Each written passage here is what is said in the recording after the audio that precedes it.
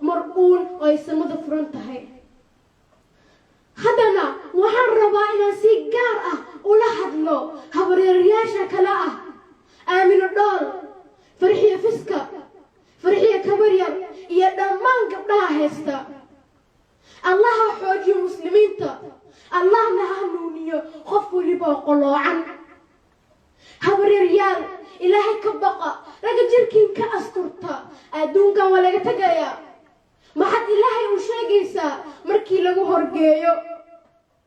مركي لغو يرهدو مياني كسو قارن آياده هيغا ما حد شاقيسا هبريار ما انتاس مجيرو عد كو ترجميسا منجرتو مرمرسيو هبريريال dadkeedin sacbinaayo ha u maleynina inay idin jecel yihiin oo fan idin yihiin laakiin ilaahay nafteyda gacantiisa ku jirtaan ku dhaaranaya inaysan idin jecleen maalinta qiyaamana idin masacbinaayaan oo ma idin taageeri doonaan oo waxaad weynaysaa meel ay ka baxeen habaryaryaal ilaahay qurux waa idin siiyey taashagi kuma jirto haddana ilaahay ku siiyey quruxdaas kuma dhihin dadka tustus laakiin wuxuu ku yidhi qarsoo cidna hayska tusin ilaa maalinkaaga habaryaryaal maanta halkay marayso waa ujeedaa habaryaryaal gadaal taariikhda u raac aaway fanaantii idinka horeysay oo weliba idinka magac dheeraa idinka codka wanaagsanaa idinka qurux badnaa ma rabo inaan halkaa magacod ku sheegay maadaama ay geeriyoodeen habaryaryaal ilaahay dartiisa idin jeclahay sida ay idin jecel yihiin dadka fanka idin ah sida ay ayga sheeganayaan laakiin aniga dembiga idinkuma jeclin laakiin ilaahay dartiis ma rabo inaad berito aad shalayso oo qoomamaysaan waayo cadaabta aakhira ciyaar ma aha haddaad isleedihiin weli waad yartihiin oo markaad duqoodan ayaad tooba keenaysaa habo cidnama oga goorta u dhimanayo qofka waxaan ognahay inay dad badan ku dhintaan iyagoo heesaha muusiga raacaya sidaas daraaddeed hadda ayaad waqti haysataa intaadan dhiman habaryaryaal aaway taageerayaashii fanaantii idinka horeysay xaggee ku dambeeyeen camalkaaga oo keliya ayaa ku raacayo ee taageerayaashaada kuma raacayaan ee ilaah ka baq weliba badankiin waxaad tihiin hooyoon caruur leh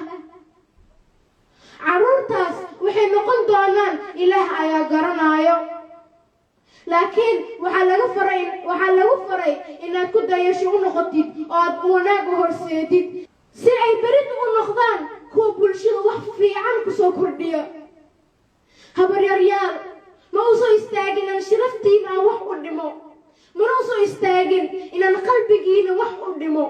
laakiin cadaabta ilaah ayaan ka baqaya maadaama idin jecelahay oo aad tihiin dad bulshada wax fiican kusoo kordhin kara waxaad tihiin kasoo kow heesaha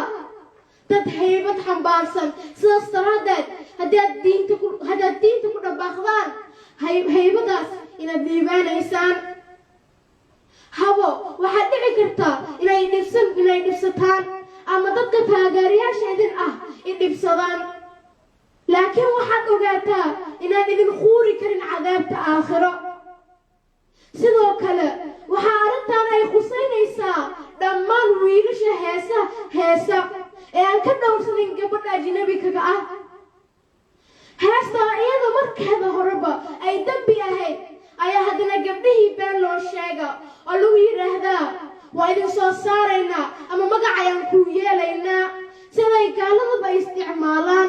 sidaasna gabdhihii sharafteedii halkaasuu ku dhumo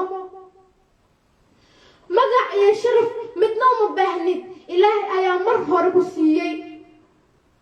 waayo haddaad qurux iska dareemin maadan soo istaagin dadka hortooda marka qurux ilaah ayaa ku siiyey umana baahnid dadka inay ku khiraan waxaa keliya oo lagaga baahan yahay inaad ku xamdisid oo ku shukrisid waan idin raaligelinaya dhammaan fanaaniintii rag iyo dumarba macnahayga ma ahay أم وح قدمه وايو إله كسوكو والدك إما صابرين إن قف وح قدمه هدي أدي نفستانا مركو هر إله أيان تنبي دافو يديسنا يا مركو حتى إذن كايان إذن كدل بنايا إن هذه عجسان